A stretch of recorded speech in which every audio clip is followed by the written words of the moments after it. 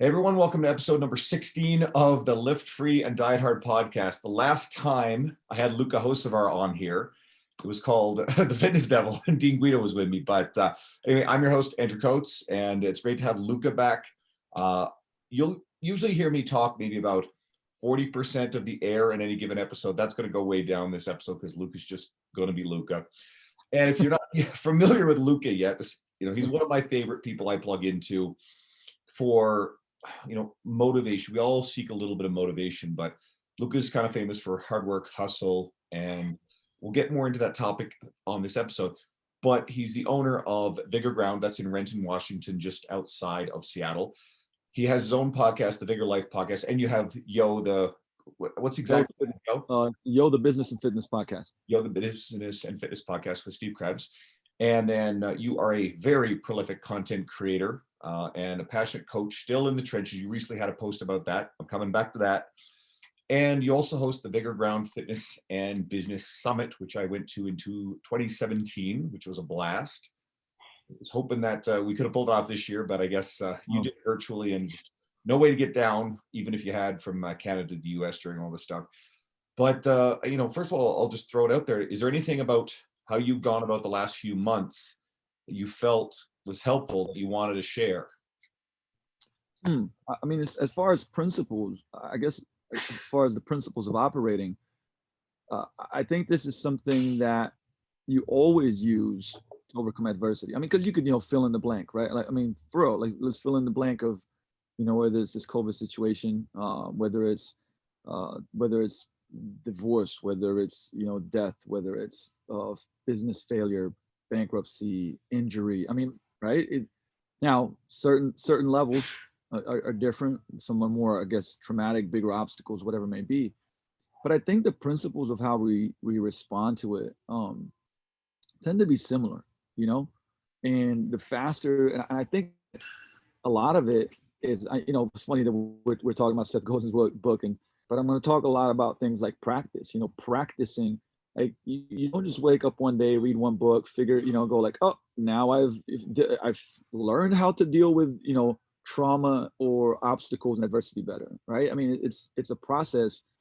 Just like if, you're pretty good with your right hand dribbling the basketball, but you don't really use your left hand, you're not going to go in the gym for 2 hours, dribble with your left hand. Next game, you're crossing people over, in and out, and shooting like hook shots, Jabbar style, and going 4 for 5. Like, that's not how it works, right? You're going to spend months and months and months and months doing that. And, and then somebody's going to go like, oh man, you've been working on your left hand. Oh, I like that little hook shot. Like, it's the same thing when it comes to, adversity. It's like you deal with it and then you learn how to deal with it better. Now, how do you do that? You either, I mean, that's why for me, obviously reading has been a, huge kind of, I said, a teacher. Like, think about all the teachers from books, right? Like, I was a student to these people that have overcome a ton of adversity and kind of got the behind their eyes of how they did it, how they overcame it, so whether it was principles, strategies, methods, whatever else. And then the next time it comes up, you use one of them or a couple of them and you go like, oh shit, okay, this did help me out. Or this frame of mind did, was useful. And so that's one of them. Obviously, probably the best one is your mentors and, your tribe.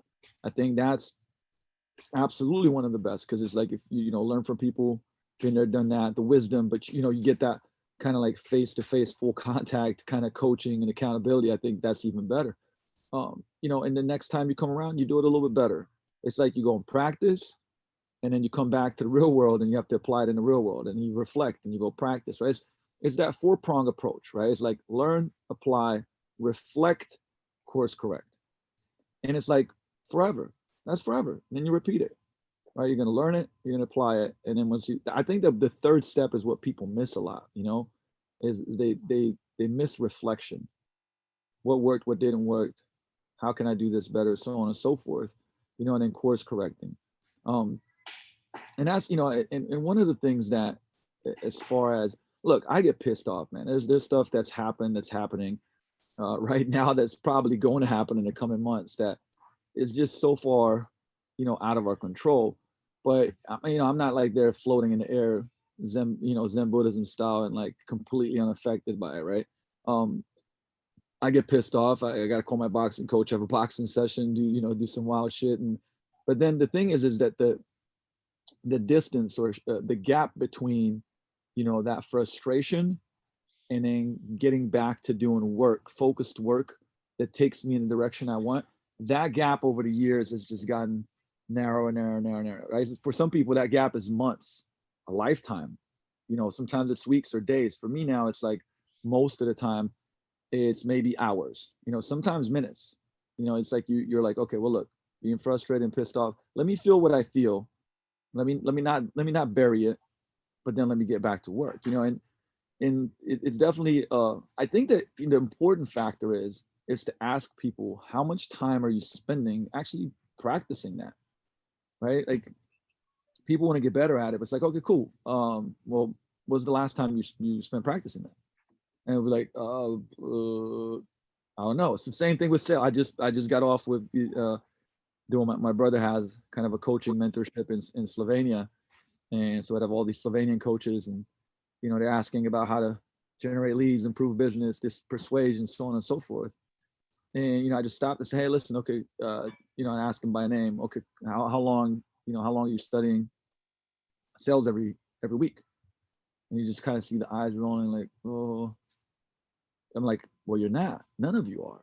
Like, so how the hell are you going to get better at sales if you don't actually study and reflect? Like, so for instance, learn something, next strategy session, consultation, you apply that thing that you learned, and then go back and reflect. It's like, oh man, that was better, or this didn't work, or hey, I interrupted that person over here.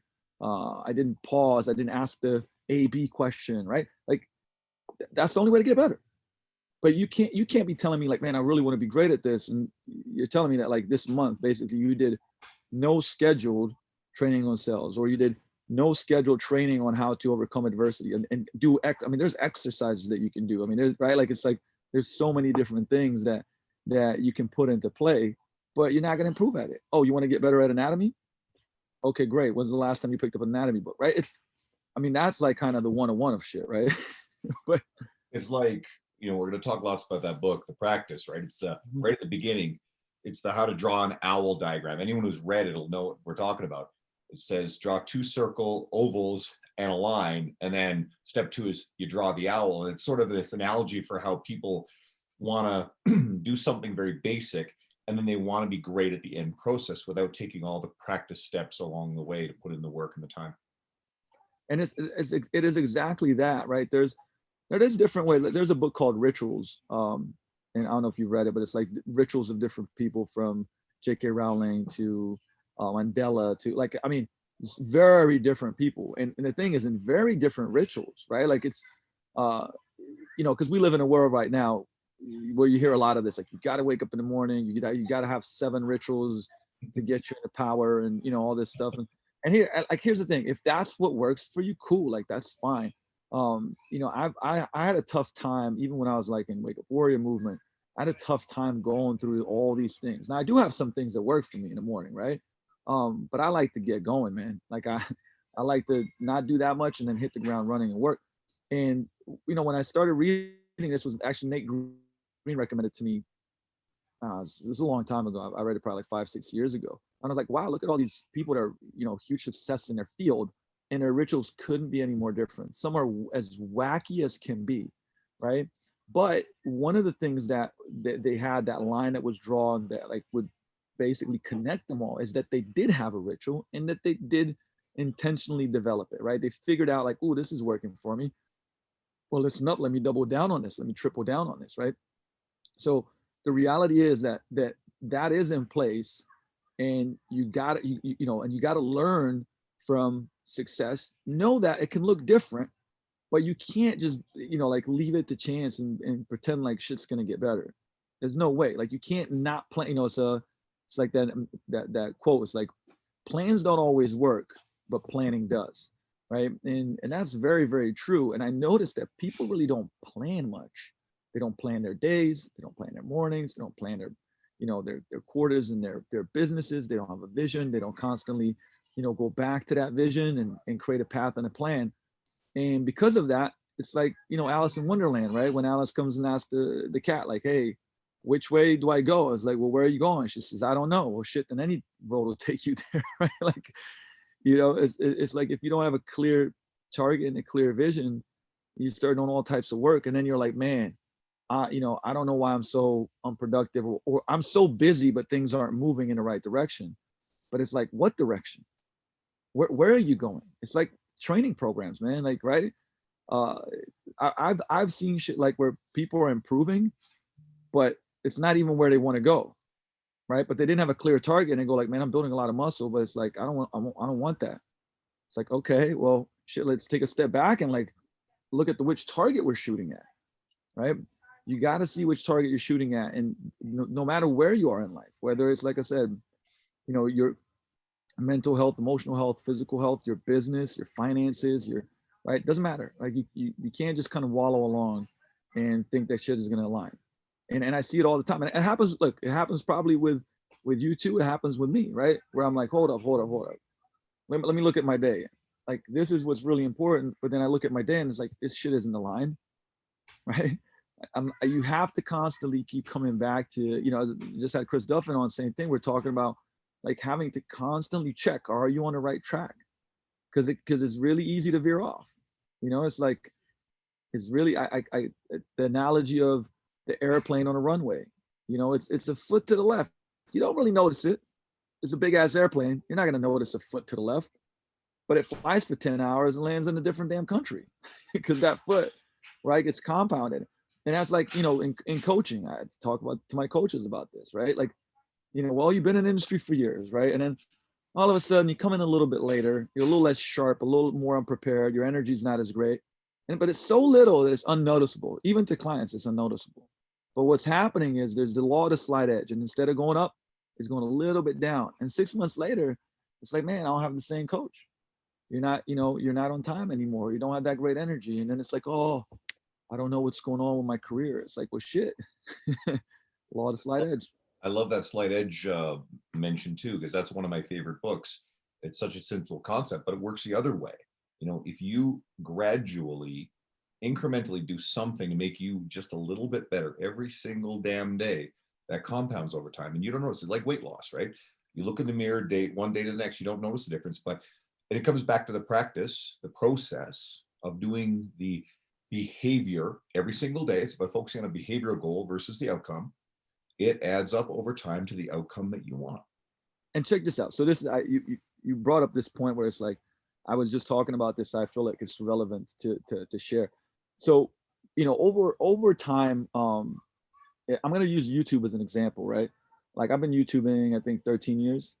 Now the first 5 were pretty much like, you know, Luka lift weights, right? Like basically I didn't even have like the tons of confidence, I guess, to be preaching too much. So I think I put out, because remember 13 years ago we're talking about flip cams, right? So that's the other part of it too. The quality of videos, whatever. But it doesn't matter. You know, we talk about the process. I was like, look, I'm gonna shoot some stuff that I think is pretty cool. I don't know if other people are doing, like I don't want to talk about it too much, but I'm just gonna show myself training, you know? And it got a little bit of kind of traction, but it was never meant to be like, I never sat down and said, hey, I'm gonna be a YouTuber. This is gonna be the thing I make money with.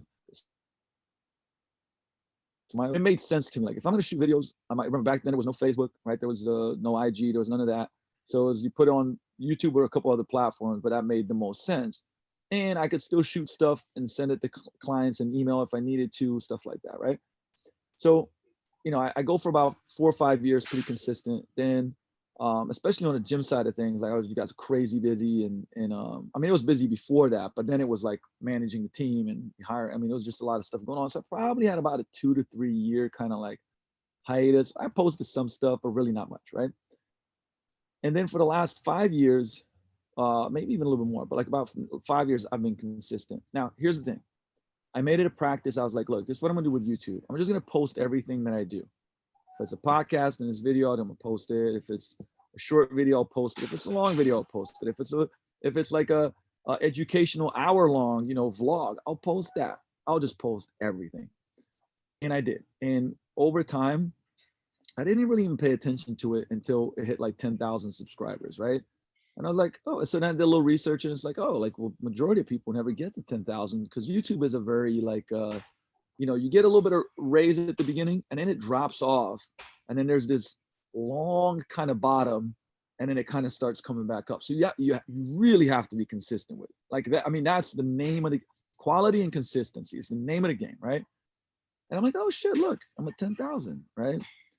And then I was like, oh wow, I got my first million views and it took like 10 years, right? It's like, but I kept doing the same thing, except that the frequency and consistency increased, right? I was able to, because of this little sucker right here, and just getting better at time management, productivity. Because I had in the last 5 years, I've had more things going on than ever, but it became a habit. Creativity is a habit. It became a habit. Kept doing it, and it just kept growing to a degree where, it hit like it's about to hit 65,000 subscribers, which is a lot considering it's a lot period, but it's a lot considering that I've done zero optimization on it, right? And I've just finally last week hired somebody to help me with that, this, that, the other. And now there's some really good stuff happening from it, monetization and blah, blah, blah, blah. Now, my whole point is this, okay? And that took a pretty good chunk of time, but I'm telling coaches today, people in general today, the stuff that you do today, like you're gonna see some nice benefits a year from now, but then like some really good stuff like 3 years from now, 4 years from now, right? And but the thing is like it's compounding. It's like everybody understands compounding in finances, right? But you never talk about compounding in health. You don't ever talk about compounding when it comes to branding, when it comes to like, because you hit a good video, it doesn't stop being viewed. It keeps getting viewed. And a lot of times more and more and more and more, right? It's always there. You create a piece of blog content, you create a podcast. Like these are things that are valuable assets, right? They continue to get compounded. So what that means is that like you really got, and I know what, like, listen, whoever's listening to this is like, you've heard this shit before over and over and over again. And I'm completely fine coming on this podcast 100 more times and you're going to hear me say this shit again. Hopefully I'll brainwash you into understanding this, that it is about like loving the process. It's like Kobe said, man, the dream is the work. And it's such a nice thing that happens when it, like, late, at a certain point in time, you kind of hit the tipping point where the snowball becomes big enough and it starts rolling bigger and bigger and bigger and bigger. But every time you break that kind of compounding effect, it's kind of like, I would say to a certain degree, not fully, but to a certain degree, what happens when you take money out of your 401k, like it smashes it back down and then you got to start again, right? Like, so being able to like create these habits that are creative is a game changer, right? And remember too, like I'm just talking about one thing, which might be monetization, but now there's about to be 10 million views, 2,000-3,000 subscribers new per month organically. A lot of people, getting tons of value, and then finding other ways to either reach out or work with us or know the name or whatever, right? It's collateral branding. Everything that, like coaches are like, I want more of this. Great, right? Create a creative habit. And whether that's like lead generation, whether it's creating content videos or blogs or podcasts, right? And just focus on the process and the quality of it, and not like, okay, great, I've been doing this for 3 weeks. Where's the flood of leads coming in? Where's the 10 people trying to, pay me for influencing, right? And that's the magic, right? That's the secret, and that's the magic of it all. Is how do you really kind of outline your days, your weeks, and your months to where it's like brushing your teeth. You know what I mean? Like, and that's what a lot of it is for me. It's, today, this is honestly, this is my third podcast. And I had like I said, I had that little mentorship call for my brother's group. And that's, 6 hours on Zoom. And I'm honestly, look, I don't get tired. I guess I'm so into this stuff that like, if you give me a time, I show up and I do the work, right? With videos, a lot of times, I'd have my video people be like, this is the time we meet up. This is when we shoot. Great. Like it's in my schedule, right? People don't put important things in their schedule. And it's, it's like, what are two most important things in the world? Like your watch and your wallet. You know what I mean? Where you put your time and energy and money, that's where you're going to see success. You know what I mean? You put it into Like I said, your health. Okay, great. That's going to get better. You put it into your business and marketing and sales. That's going to get better. You put it into your team. That's going to get better. You put it into, you know, liquor. You'll get better at that. You know what I'm saying? You get more out of shape. Like you put it into food or sedation or drug, like, right? Like you put it into complaining. No matter where you put that, like the money and the time and energy, that stuff is going to see results. Now, the results might not be the shit that you want or you say that you want, but that's what's going to be. And I still think to this day, because I have to constantly do it, right? I have to reanalyze my days and go like, whoa, whoa, whoa, whoa, whoa. How did, how the fuck did this sneak in? What the hell? Like, man, that's like 3 hours a week, 4 hours a week that snuck in where I'm doing stuff that like really is not leading me to where I want to go. And every person in that's like, I have these conversations, with our coaching clients and business, and it's like, they almost roll their eyes, but then once we look at what they're doing, they're like, oh shit, like, man, there's so many hours in the week. Oh, why am I spending all this energy on this thing that doesn't move the dial on anything? Right? Holy crap, I've stopped working out myself, and I'm out of shape, and my energy's low, and that's why I feel like crap. My confidence has dropped. But then I look at my week, and it's like I'm only spending 2 hours, if that, on my fitness.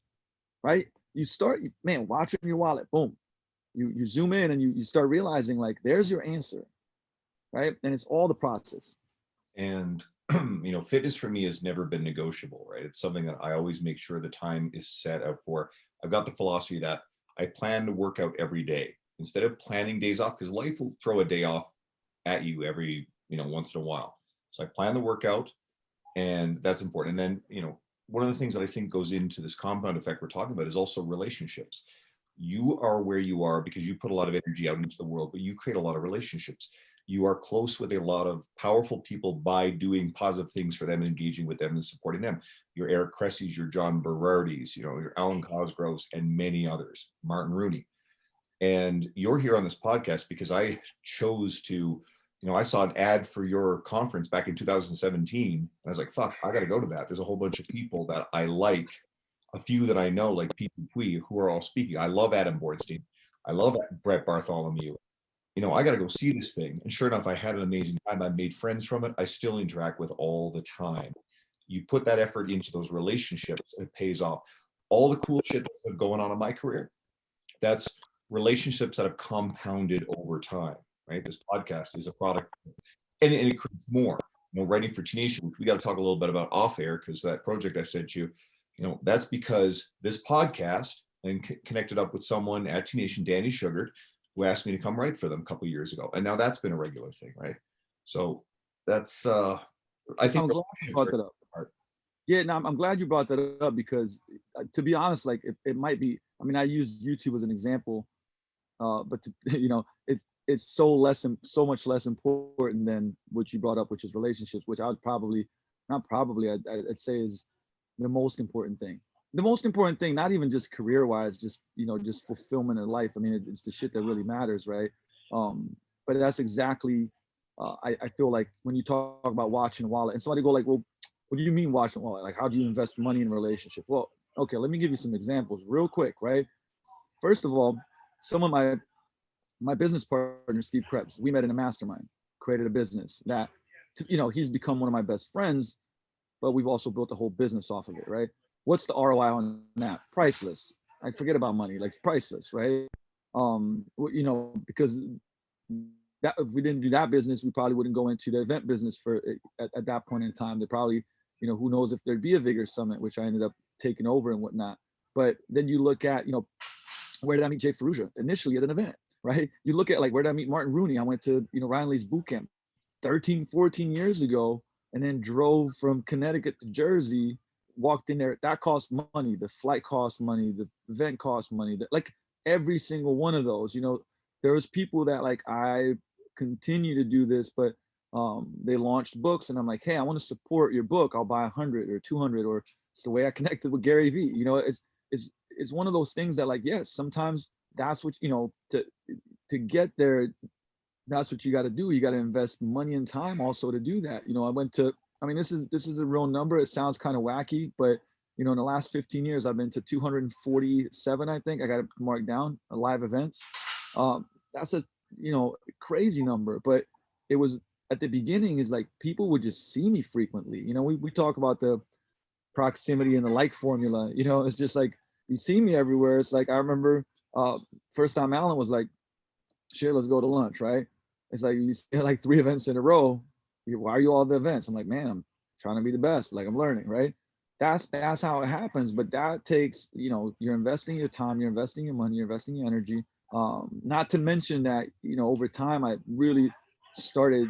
I always started believing in like if you invest in people, right? We do in staffs, and to bring somebody for half a day, you know, big names, it's a good chunk of money, especially when you know it wasn't like we were balling out of control. I was just like, you know what, I'm going to invest in that. And then that person would come for a half a day in staff, take them to lunch, take them to dinner, build this relationship. They'd always be thankful that somebody's investing into them. So I'm investing in a team. I'm investing now in that person.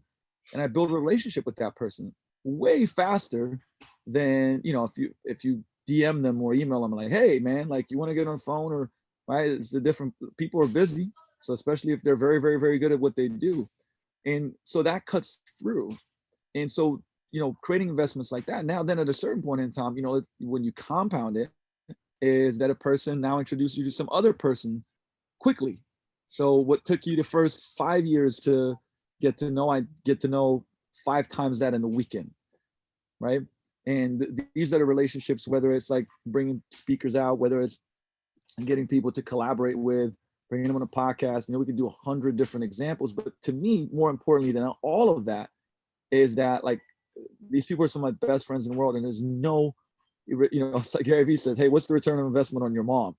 It's priceless, right? Like you don't look at it like that. You go, same thing. Like what's the return on investment for the, you know, the friendships that I have with these people? It's priceless. Like it's joy, it's happiness. Yes, it's also, you know, opens up the doors for opportunities in business and all these other things. But to me, those are honestly secondary to, you know, just the relationships and the quality of those relationships, more so than anything. And you got to be deliberate about that. And I'm thankful that, you know, I kind of, it clicked for me. And to, you know, it's like, you know, also books helped me make that click. You know, it's like Keith Ferrazzi's Never Eat Alone, and like, you know, and I'm like, oh man, like I gotta put this into play. You know, like I can't be sitting here and going, hey, I really want to build these relationships, and then not taking action on it. So the next steps made sense. Go to events, meet people, invest in their stuff, right? Because if I invest in their stuff, as soon as I meet them, hey man, listen, building the fish and the athlete, man, what a great, you know, DVD set, whatever, right? Like, oh wow, you got it. Yeah, I did. It was great. Actually, matter of fact, I got all of your products. Different conversation, right? So, and of course, I would get them because they help me be better. But it's also like I know if I meet somebody and they're like, hey, listen, I invested in Vigor Ground Virtual Summit. Like, oh man, thank you so much, man. I appreciate that. How did you like it? Right? Like, I'm not gonna be like, okay, cool. Like it's not, unless you're a dickhead, like you're not doing that, right? So, it's really, we keep coming back to this thing about, you know, essentially life by design and business by design. And, you know, it's not what you do, it's who you become. And who you become, like you got to start taking actions and behaviors that align with that all the time. Like not just sometimes. Oh, I went to one event 7 years ago. It was great. Like, okay. You know, I wouldn't maybe consider you to be a learner. I read a couple of books in the last 6 years. Okay. I don't think you'd consider yourself a reader. Yeah, like I've had a similar experience, not on the scale you have with going to events, right? I went down to an ISSN thing in Dallas a couple of years ago, and I met Lincoln Norton and Joey Antonio from the ISSN. And so then, you know, one of the many events that was supposed to go here in Edmonton, like Alberta, right? It's a little off the map in terms of the US stuff. Joey was going to put on an ISSN thing this year. He came to me to, you know, to help with some of like the initial organization stuff. John Russin, who I met at your event and who's been on my podcast, he reached out to me to set the groundwork for one of his team, Logan Dubé, who I think you met. I think Logan was down at Vigor not too long ago as one of his Canadian person. And so Logan came in and did a great presentation for 2 days, just like last week, just before the restrictions are starting to come in. And I had Nick Tuminello ask me, because I've hung out with him before at events, to add a day on to something he was coming up here for anyway. And then Dean Somerset and I have our conference. And unfortunately, we had to cancel this one, but we were bringing in Christian Thibodeau and Jordan Syatt and John Goodman and Lee Boyce again this time, and Brian Cron And all these are relationships through the industry, Sam Spinelli, right? And the fact that this stuff is all, I'm able to bring that stuff into Edmonton, Alberta. Plus, I'm tight with Mike Isertel. A friend of mine brings Mike and his team here every year. So I pump that and try to share that around as much as I can. And all these people in Edmonton and Calgary, which we don't otherwise get this stuff up here, all of a sudden, those people I've met through these events and become friends with, or I know from years in the industry, they're getting to come and see all these great minds here in a little backwater place as far as North American fitness goes, right? But it's actually a big thing here. Hell yeah, but the thing that you're also bringing up, that there's a price to pay. You know what I mean? Like there's a price to pay. Like this is where I want people to understand though, like, man, I look at my, there's a lot of things. When I played ball, right, there was I loved it, but there was a price to pay, man. Like when other kids go play, I'm practicing. The school's out, I got 2-a-days. You know what I mean? Like in the rest of the time, like, I mean, yes, I'm still spending some time with friends, but a lot less. Oh, you guys are going on vacations? I'm not, right? Like for years and years and years, there's a price to pay, right? But then somebody, once you do something cool, it's like, oh, must be nice, right? So the same thing, it's like, man, I can't believe you get It's like, but man, there was a price to pay. It's like where all this money that I was making when I was kind of still broke too was like, it was going towards this. I was married and I was like, hey, like we gotta, I'm taking this money and putting it here because I feel like it's important. We can't travel and we can only go to the movies once every 2 weeks to once a month, and right, like price to pay. And it's like, oh, 16-hour days, price to pay, right? And not to say that you have to do this, but I'm saying that there's always a price to pay for every single thing, and you have to decide which struggle you're going to choose. That's it. There's a struggle to everything. There's just listen, if you're going to sit on the couch, watch Netflix all day long, you're going to struggle with stuff, low energy, pain. Not 9 to 5. You don't shut it off at 5 o'clock and go home. Not in our world. Not if you want to do that. I didn't know, and not if you want. I mean, and here's the thing, certainly not at the beginning. And let's get clear what the beginning is, by the way, right? First 5 years, right? It's like I don't need anything less than that. Like we're not even. There's examples of people like, yeah, man, I've been in the streets, so I went online. It's like, man, like you part time, like 3 years, 4 years. I mean, that's And I heard Don Saladino talk. He's like, man, the first 10 years I did 60 hours of one-on-one per week. And now look, here's the thing. I tell my coaches the same thing. I don't want you to have to do what I did, right? But if you want to be great, like if you want to, if I ask you, like, how good do you want to be? Like, man, I want to be like top 1%, top 5%, top 3%, right? I'm like, okay, like, especially at the beginning, like, yes, 50 came out, actually 50's Curtis Jackson came out with a book. It's called Hustle Harder, Hustle Smarter, right? I love 50, so for a number of different reasons, but it's like when I was growing up in JUCO, like 50 just dropped, but man, he's a he's reinvented himself. He's a very, very smart individual. Actually, great book, by the way, way better than I thought it would be.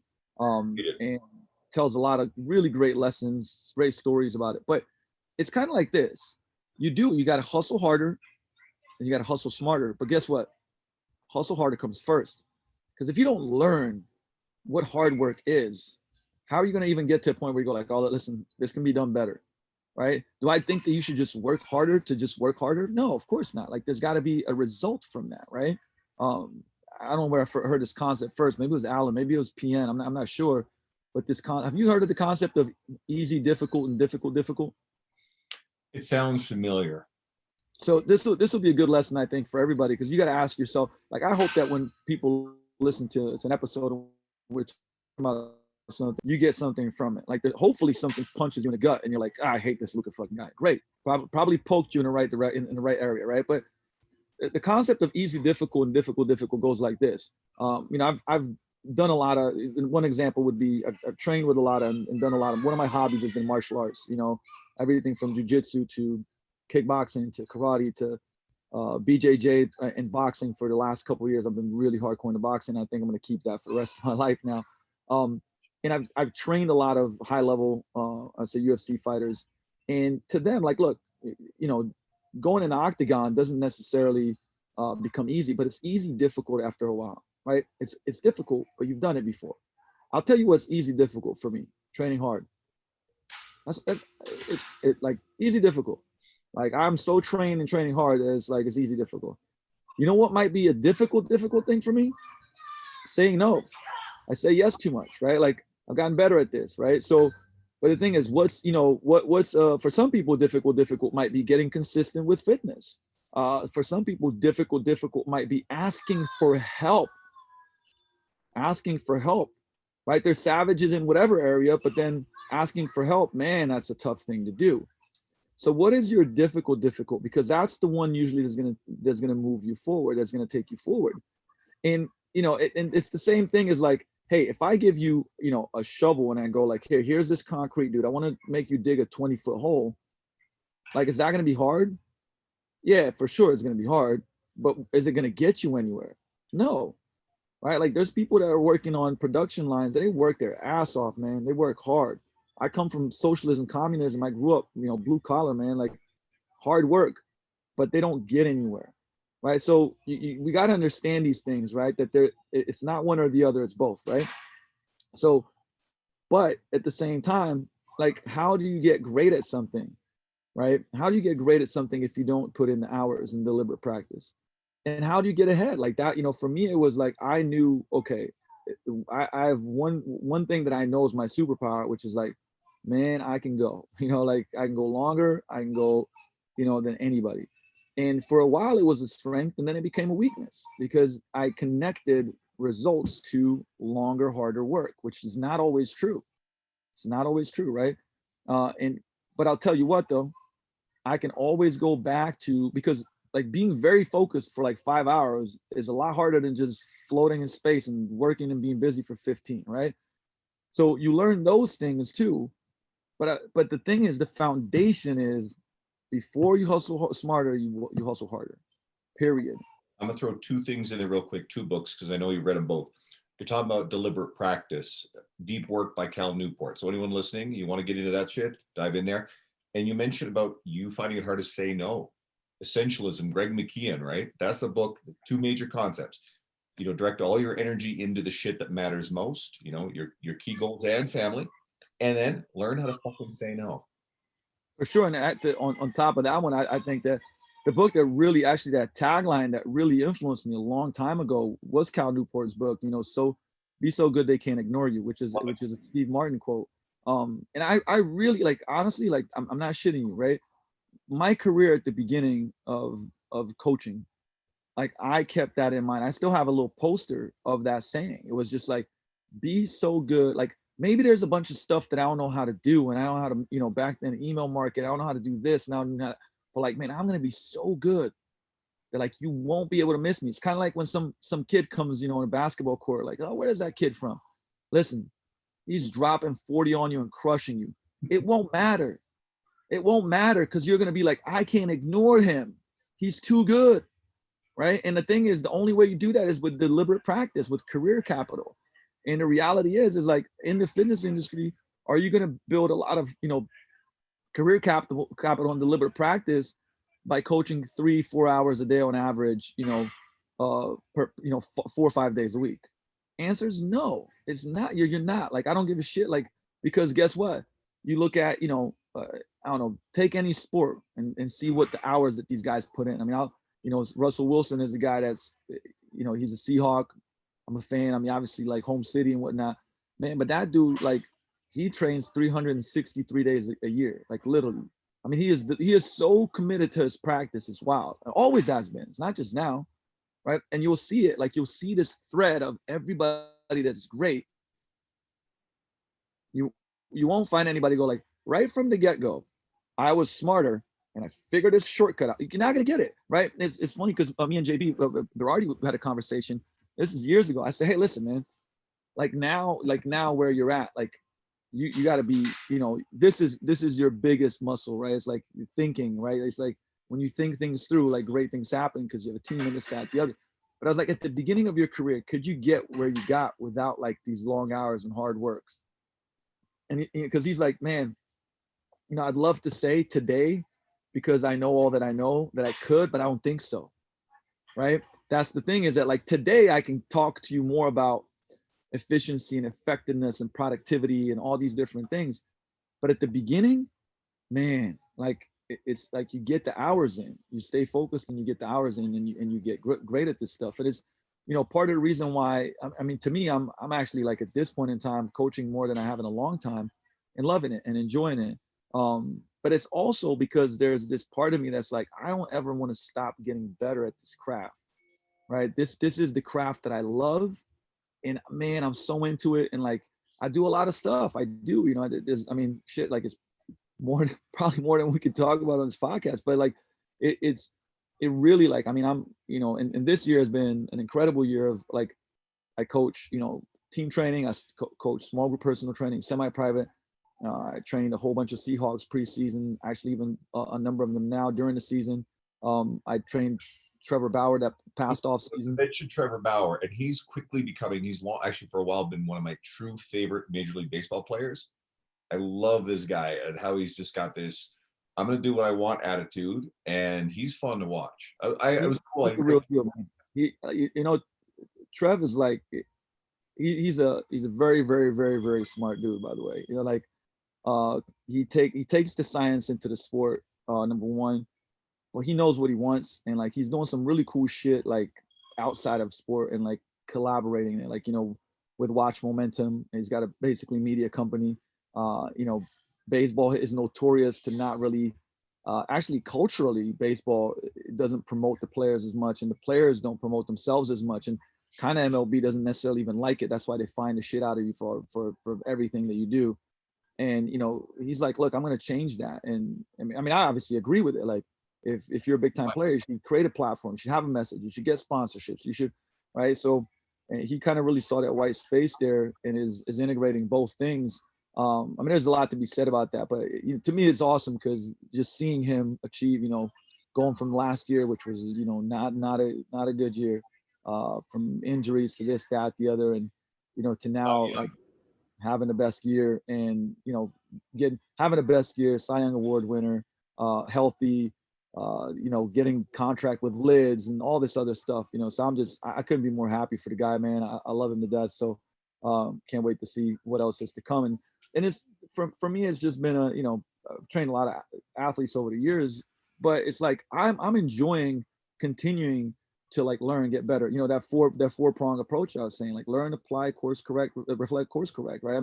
I'm still doing it and just constantly inching away at, improving. And our value here is, growth, get 1% better every day.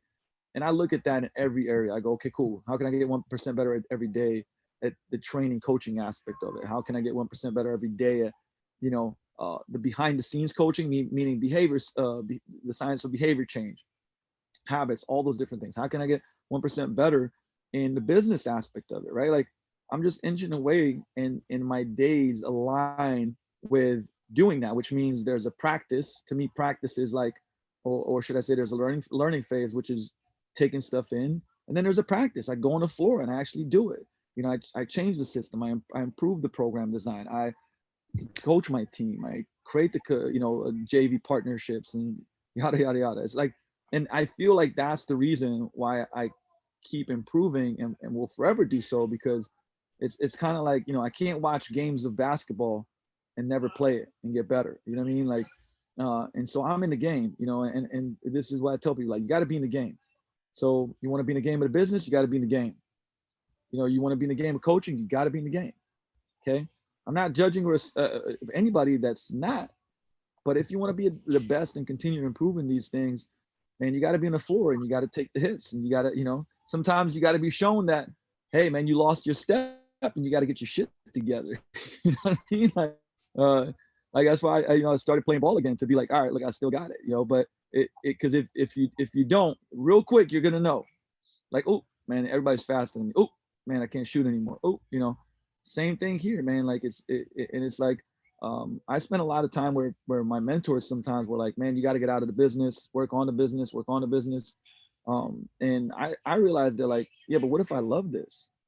Right. So of course there's there's another part to it, which is, yeah, like I want to be able to like, go, I speak a bunch, and obviously pre-COVID times I travel a lot, whether it's me presenting or it's me going to events, or, my family is overseas and my parents aren't doing that great. Like I want to be obviously mobile if I have to be. And we have that covered because that's how you build a business and a team and everything else. But why should I stop, doing a thing that I love. And if that thing is coaching, that's wild. Okay, maybe I'm not, coaching 60 hours a week anymore, right? I can coach 10 or 15 or 12 or 8 or right. Like there's no rules. Like you create your life, man. Like, so you got to, there's a price to pay, but you can, right?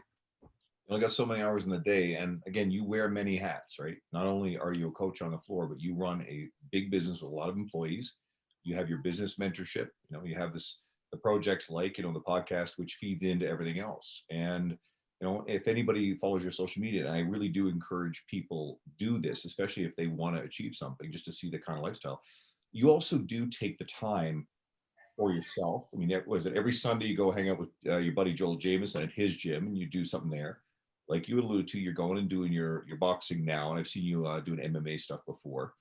And you'll go off, to the mountains for a weekend with Jay and all your friends, and you're always showing the dinners you're having with your tight crew, right? So there is a balance to it.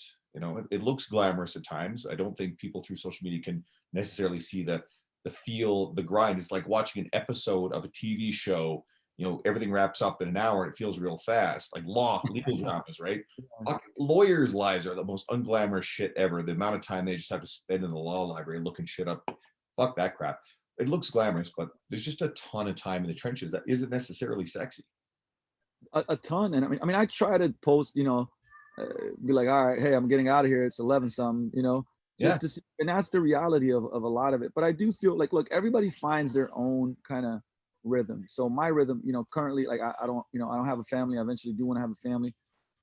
But for example, so I can do certain things. Like for instance, if I had, a couple kids, would I be going home at 11? No, I wouldn't, right? Like I'd be home earlier and I'd adjust my day and bust my ass the other way, right? Like, I know that for me, the way that things work, especially right now, is like when I'm in Seattle, I work really hard and a lot, but then I like to take trips. Now, this is part of like where COVID has been challenging because I average probably, 15 trips to 20 trips a year.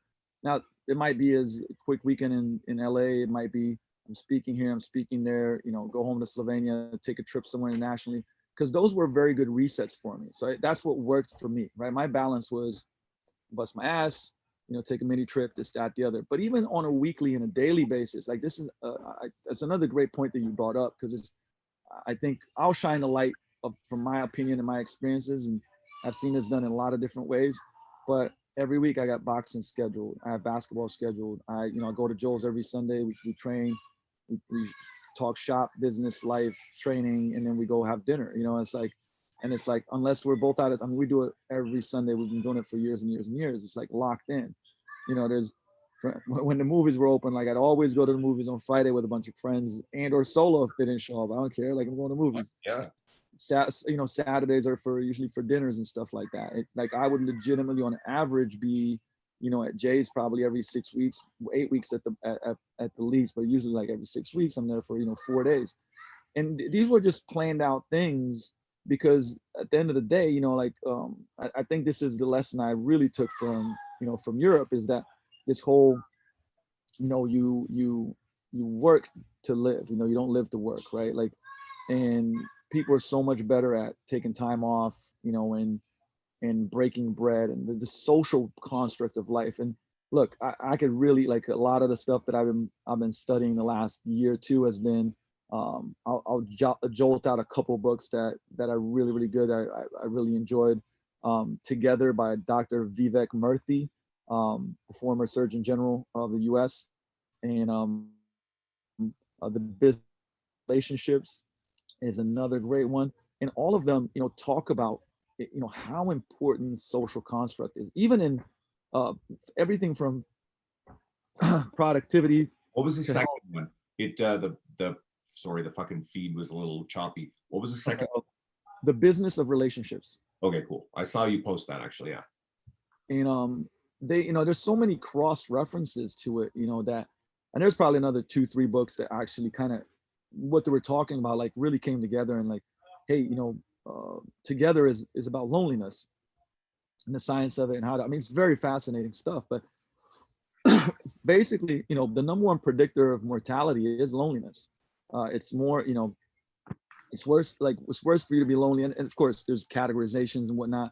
but it's worse than if you smoke 17 cigarettes a day, than if you're obese. Then you're like, they found that in different countries, they did all these studies that the people had the best friendships, social circles, relationships were the healthiest, even when they didn't eat the best. Now, I'm certainly not encouraging you to not, not not train or not eat healthy and whatnot, but it just shows the power of social circles. And I think that's one of the things that's been deteriorating in certain countries, and really creating, I would say, a mess in many ways, right? And from the constructs of family and friendships to health to you name it, right? To stress and anxiety. And like I said, this is not my opinion. This is studied left and right.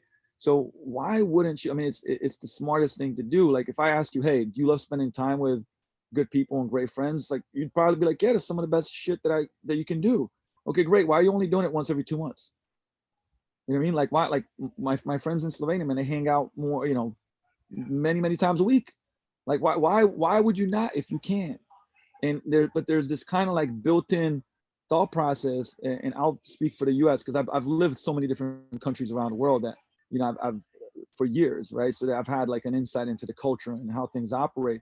And here, what I found is it's almost like, well, once you go to work and you get married and stuff, like it's just not what you do. And it's like, who fucking told you that? This is just like some, well, this is how things are. No, they're not. Like this is how you made them. I should be able to see my friends a lot if I want to, right? Like, oh, they got kids, you got kids, great. Go together. Like you'll see pictures of my friends. They're all everybody's hiking together with kids, with what I mean? And I love that. And it's like it's almost like going back to, talking about life by design, going like, look, I love what I do. And like I bust my ass and I work a lot.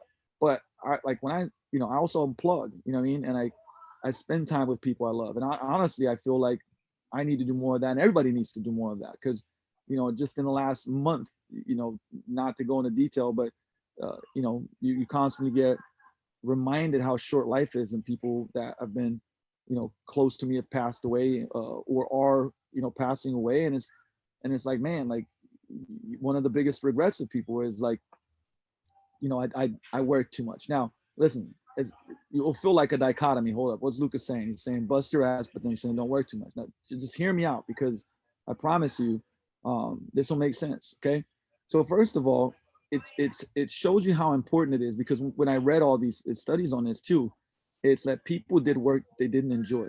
People did work they didn't find meaningful. So that was part of the issue, right? It's like when you do meaningful work that matters, that's impactful, right? You're a lot more fulfilled and you don't burn out. In the book Give and Take by Adam Grant, he talks about this, right? How school teachers that were in a certain district were burning out, completely burnt out because they couldn't make a difference, and they actually took on more work by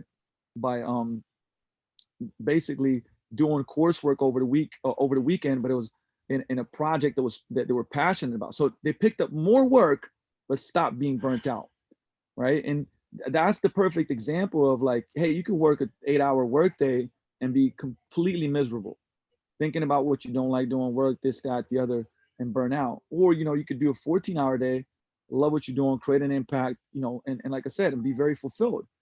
Now, once again, but you still got to find, like, what are you working for? Usually, what do we work for? I mean, security of our families, like to create experiences with our friends, right? To be able to, whatever matters to you, to fund that and be able to support that. Well, shit, just make sure you don't lose sight of why you work. You know what I mean? Apart from, like I said, the meaning that it gives you, but that's like COVID has given me a lot of, also realizations, because I haven't been able to see my family, like legitimately not being able to go, and my parents are doing well. And I'm like I will make sure I continue to go multiple times a year, go home and stay for as long as I need to.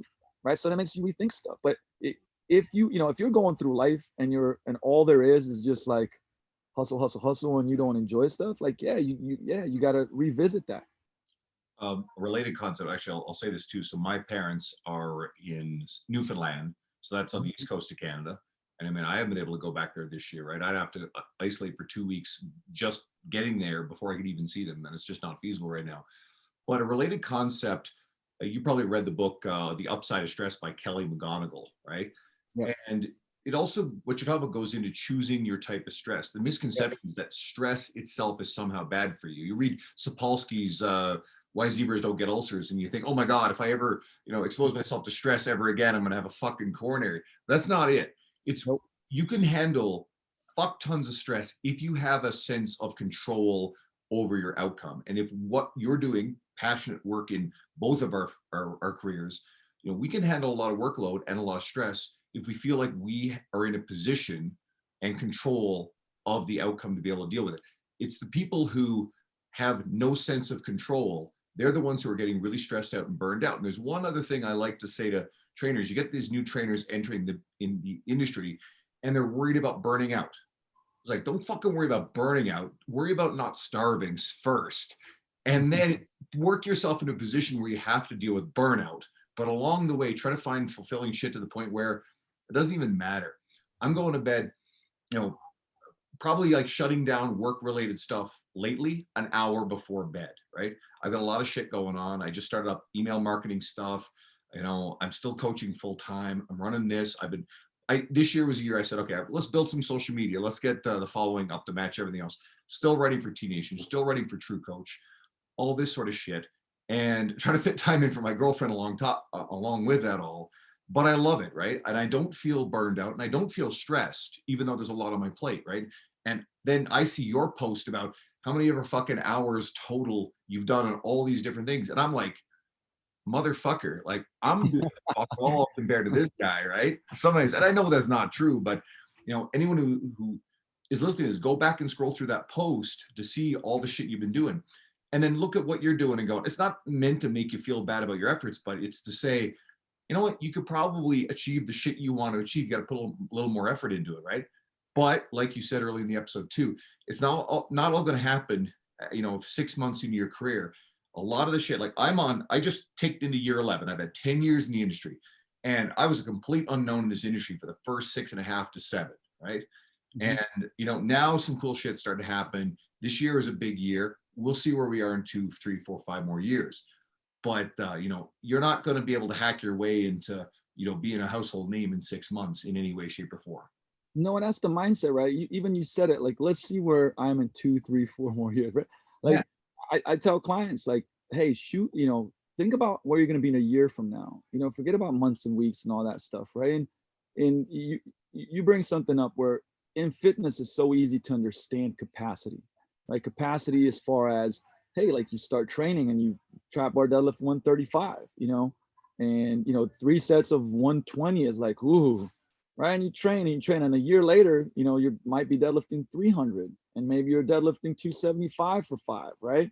Or 4 or whatever. I mean, what did you do? You increased your capacity, right? And we understand stress is eustress, right? Eustress is good stress. So, but what we were talking about previously is a similar concept. It's like, okay, here's your physical weightlifting, cool. Here's your mental weightlifting capacity, right? So I can tell you right now, there's no way. I mean, even 5 years ago, like there's no way I could be doing the stuff that I'm doing. I mean, like I own a real estate company. I own a bunch of real estate. Like I have to manage a damn building and all this other shit. Like, and then there's like this business and that business and this and that. And I mean, there's so many things that it's even sometimes if I write them out, it's overwhelming, right? But here's the thing, capacity. I've built up the capacity to be able to mentally manage that. And then also there's an emotional capacity because once you get a team, like you care for the team, right? And each person has their own dreams and fears and obstacles and this, that, the other. And like, guess what? You have to, when you care, you don't go like, oh, this guy's got this going on, I don't give a shit, right? And if you're an empath like I am, like you take stuff on, you know what I mean? Like, and so you have to build up that emotional capacity. So that's emotional weightlifting that you got to do. Look, these are real fucking things. But I think that for people listening, if I put it in that analogy and say, dude, you go to the gym and you lift weights, great. You're building that physical capacity. Mental too. I think the gym builds a lot of mental capacity. But it's like, hey, are you doing like, exercises for your mental weightlifting as well? Are you planning it? What about your emotional weightlifting? How are you going to build capacity? You know what I mean? If you don't actually plan your workouts. Now, it's so simple to think about workouts of in the gym or same thing. You want to improve your cardio. Cool. Are you working on your capacity, right? Like, and the thing is, what happens is that over time you can handle more and more. And there's this compound effect to that too. Now we got guys coming in the industry year one, like, yo, I'm gonna do a podcast and videos and this and that. Like, well, I'll tell you what, you won't get good at anything, right? You won't. Like, if you want to, so okay, hold up. You're in the industry to be a great coach, and you got to coach. You know what I'm saying? Like, now, can you do other stuff? Sure. Like, you can definitely, like, you should be able to shoot videos and do, like, technology is allowing us to do shit in so much easier ways than, like, you know, when I was talking about, like, it was like flip cam, video, flip the thing, put the USB in, download, upload, up, error, because there's fucking errors all the time. You know what I mean? Like, it took you to, like, now it's like, I'm training my own training session. I'm training some clients. I'm like, yo, Matt, I flip them the phone, video this shit real quick. You know, you videos 2 things, and I got 2 pieces of content, stuff that I'm actually doing. I can explain it. And in 20 minutes, I got 2 fucking pieces on there, right? Period. That's it. You know what I'm saying? Like, so, you know, can you not be a great coach and still shoot content? Dude, it's easy. Like, that's an excuse. But you do have to be deliberate about it. You have to practice it. But if you want to be great at fucking coaching, I don't want to hear this thing where you're trying to do the least amount of coaching possible. It makes no sense. Yo, I want to play in the NBA and I want to do 30 minutes a day of shooting. Dude, you'll get destroyed at YMCA. Like, what are you talking about? Like, you know what I'm saying? Like, this is the craziness that you have to, like, zoom out first and look at the big picture. And then you zoom in and go, okay, to achieve that big picture, you know, it's like Gary Vee's clouds and dirt. What are my clouds, man? What is my big vision? What's my North Star that's guiding me? The dirt is like, what's the work that I'm going to have to do to get there every day, all the time, in and out, you know, like that's it. And can it really be that simple? Yes.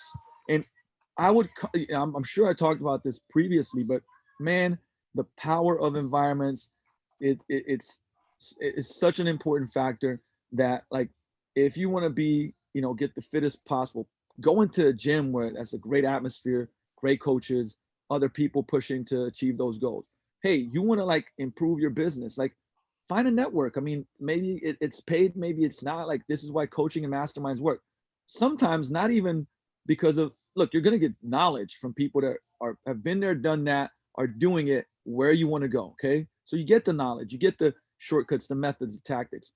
But just as powerful, if not more powerful, is the power of the group, the accountability, right? We adhere to the standards of the tribe. So if you go into a group where everybody's pushing, everybody's doing great shit, you now are like, whoa, this is my standard now, because otherwise I'll get excluded from the tribe, which is one of the most socially painful things for human beings, right? So we put ourselves into environments where if the environment is disciplined, you don't have to be as disciplined.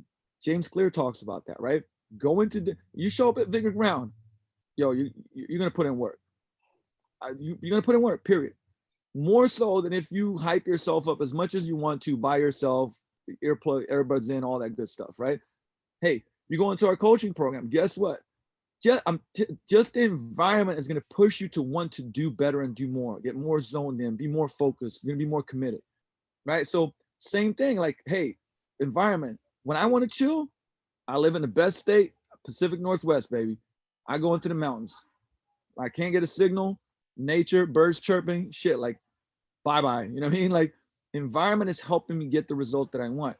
So don't make it harder on yourself than you need to, right? And this is why you'll hear people saying this, and it's like, why are a lot of successful people saying the same things? The books that you read, the events that you go to, who are you? Like, you know, if I look at my phone, like, records from texting right now, well, I mean, Joel just texted me, Cressy texted me, right? Like, I look at my phone calls, who I was talking to, and it's like, you know, it's the people that shape you. You shape that environment, and that environment shapes you. And like, when I show up for them, I'm trying to be that positive influence, that chisel that makes them better, right? And so you gotta, like, you can't be fucking, like, just going through your days and going like, well,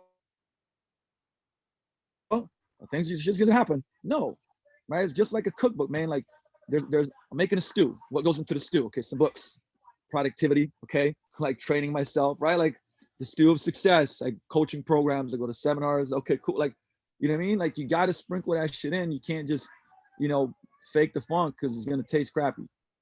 And it's no substitute for the real thing, but you know, you can also get a little bit of that virtually. A little example is the last thing I wanted to lead off, and I'm gonna let you have your evening. Was, you know, you and me separately, we're doing a very similar movement pattern, the supported single leg or Hatfield single leg Bulgarian, right? And so I'd had an article put together for T Nation, got that published. And meanwhile, you're there doing your thing, and I'm bigger than you. I got what, 50 pounds on you probably, and yet you're moving the same weight I am, if not better. We're kind of leapfrogging each other. And all of a sudden, here's Tony Gentilcore sees us posting this shit, and he drops a video of him doing 3 plates on his one good leg, as he's got a busted, a torn Achilles that he's rehabbing on the other. So if everything goes according to plan, I put together an article, and then I wanted your contribution and Tony's contribution. So everybody listening, hopefully what we'll do is I'll be backdooring Luka, and Luka could have written for T Nation if he ever wanted to. He's too fucking busy with everything else. But I'm going to backdoor you into a T Nation article, and hopefully they'll publish it once it's all finished, right? So that was. By the way, I don't know if you knew, but I actually could probably screen share it. So I probably wrote about 700 words last night for it. So it's in the Google Doc. Sweet. I haven't had a chance to check yet, so I can't wait. And Tony should have his done in a couple of days too. So yeah, I got a couple, maybe like 10 to 15% to finish it off, and I think it's pretty damn good. So, but I definitely appreciate that, man. But it's another thing of like collaboration stuff, right? Like, there's so many, you'll learn. I'll definitely finish on this one. I think this is such a big lesson. Dan Sullivan, had this point. He wrote a book about it. It's called Who, Not How. But just that phrase in itself, I mean, you like definitely read the book, but like, here's the deal, right? Just that phrase in itself, if you keep it in mind, more so than ever in my life, who, not how resonates. Because now and I'll explain it why. Like I'm a person that's very, very like skill driven. Like, okay, I need to learn a skill set. Fuck it. Let me go dive and learn that skill set. There comes a point in time, and there's just certain skill sets you don't need to learn. You shouldn't learn. You should get a who, right? So that's the who, not how. Who, and as you grow and as things start happening, and if you're a coach in the industry, you want to have your own gym, or even like you're just getting a ton of, you do well, you're getting more and more coaching clients. Hire an admin, hire a person that does all this stuff that you don't like doing, you aren't great at. Find that who, find a customer experience who, right? In your business, who's the fitness director, the GM, online. I can tell you right now that certain things that we're working on right now wouldn't be possible without me just completely like burning out, because there's just only so many hours in the day. But there's people that can do stuff that you can't do. And like, I want to spend time in my genius. You should spend time in your genius. And, if I can do more of less, meaning I got to do more of just the things that I'm the absolutely best at, enjoy doing, keep getting better at those things, and find the who's for those other things, and in one area is like me and Krebs, we complement each other. He does stuff that I don't like doing. I do stuff he doesn't necessarily like doing. And we're kind of 1 + 1 = 3. There's some other businesses now that I do stuff in, and they're like, the more I realize, I'm like, man, I can't, it's just impossible to do. Find your who's, and don't just try to go how. Like all of a sudden you're trying to be the best manager on the planet. Somebody's better than that. So all of a sudden you're trying to be the, run all the Facebook ads and shit. Like, hire it out. Like, what I mean? Unless you really enjoy doing it. If you enjoy it, I still do some creative work and make banners and shit because I like it.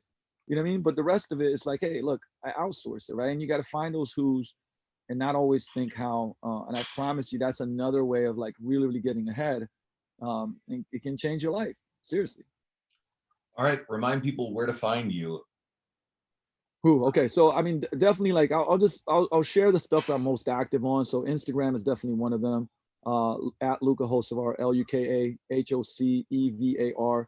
The Vigor Life podcast, that's definitely very relevant. On the Vigor Ground, so it's Vigor Ground Fitness and Performance. Share a ton of videos on there, and then YouTube has been one that's essentially, like I said, not only that I put every video thing that I do on there pretty much. I mean, anything that's kind of on the free platforms. And now we're organizing it, adding a bunch more stuff. I mean, there's 1,300 videos there. It's a lot. Every week I probably add anywhere from 5 to 7, whether it's a simple exercise or explaining a coaching thing. Sometimes it's full-blown 30-minute vlogs around business systems. I mean, it's a lot of stuff. So those are kind of the main ones. Vigorgroundfitness.com is the gym site, but it's also where all the podcasts, blogs, stuff like that gets posted. And either of those you can reach me. And I'm always, when people reach out, like, look, I appreciate it. If you hear this podcast and you got some questions, shoot them my way. Now I may not be able to answer them all personally, but here's what I will do. I take that stuff and I create content for it. Whether it's a coach, a business owner, we'll do Q&A podcast episodes of the questions that pile up, and just try to deliver content to the marketplace that helps you guys move forward in whatever area it is that you want to move forward. Basically, whether it's fitness or business. And I always appreciate it, guys. I say that loud because, if you are a coach, that's really a lot of what you should be doing, is like finding the problems that people have and then solving those problems for free. And that could be a whole nother episode of why you should probably do that. Like, give your best stuff away. I really, really believe in that. And I'll give you the quick 3 reasons why. Number 1 is, when you do, people should see that you have a system and a framework, and that builds confidence. Number 2, they see that you're confident because, hey, if you're willing to give your best stuff away, means you really know your shit. Number 3 is that a lot of times people won't be able to do it even if you give them everything, because there's so many factors that help people change. And guess what they do? They'll reach out to you because you were the person that helped them. So that's the 3-step philosophy of why you should give your best stuff away, and don't be afraid to do that. Yeah, no, I've been enjoying the hell out of all the free stuff you've been doing. And then, one of the big things I did is I said, fuck it, I'm going to, buy a ticket for this event, and I'm going to come down and hang out. And, as soon as all this shit is sorted out in the universe and I can come back down again, that's going to be one of the first, items on my menu. I wanted to be there this year. Couldn't happen. You did it virtually. And, I like the in-person stuff. I like the networking stuff, and I'm excited about that. So thanks always. I appreciate having you on. You'll be back in the future. I got a lot of people to get through, but I'll be having you back. I know you're a busy man. Everybody go follow, check out what Luka's doing, especially the people who've been plugged into a lot of the stuff I'm doing on content creation and whatnot. Luka does that stuff even better than I do it. So go check out what he's doing. Make sure you get me on social media.